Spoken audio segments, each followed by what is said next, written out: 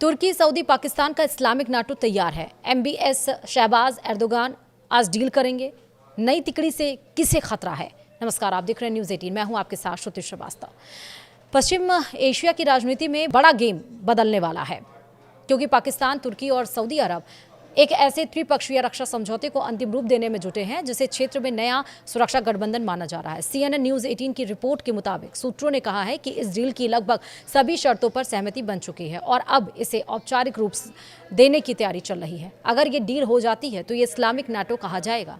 इसी कड़ी में तुर्की के राष्ट्रपति रेसेप तैयप एर्दोगान भी शुक्रवार को यानी कि 7 अगस्त को सऊदी अरब पहुंच रहे हैं। यहाँ उनकी मुलाकात क्राउन प्रिंस मोहम्मद बिन सलमान MBS, जिसको हम कहते हैं, पाकिस्तान के प्रधानमंत्री शहबाज शरीफ और सेना प्रमुख फील्ड मार्शल आसिम मुनीर से होगी। रॉयटर्स की रिपोर्ट के मुताबिक 7 अगस्त को डील पर फाइनल साइन होगा। शहबाज और मुनीर 6 अगस्त को ही सऊदी पहुंच चुके हैं, जिससे साफ है कि बातचीत अब निर्णायक दौर में है।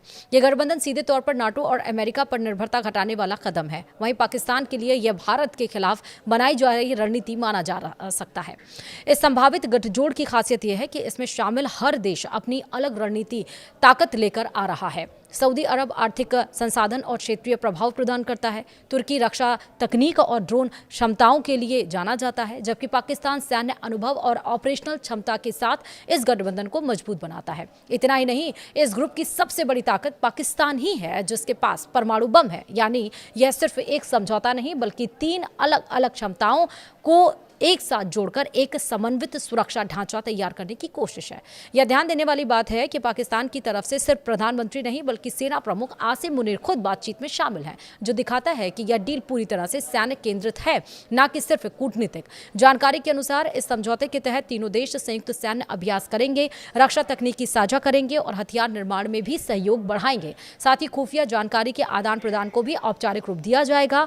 यह ढांचा पहले से मौजूद पाकिस्तान सऊदी रक्षा सहयोग को आगे बढ़ाते हुए अब तुर्की को भी इसमें शामिल करेगा, जिससे यह एक त्रिपक्षीय सुरक्षा तंत्र बन जाएगा।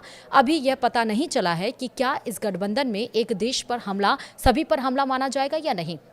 वहीं नाटो देशों में आर्टिकल 5 के तहत किसी भी एक देश पर अटैक सभी पर अटैक माना जाता है।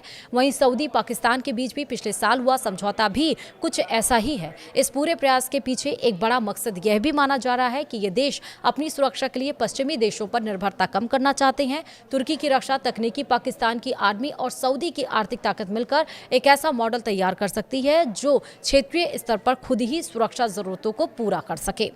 फिलहाल वीडियो में इतना ही। नमस्कार।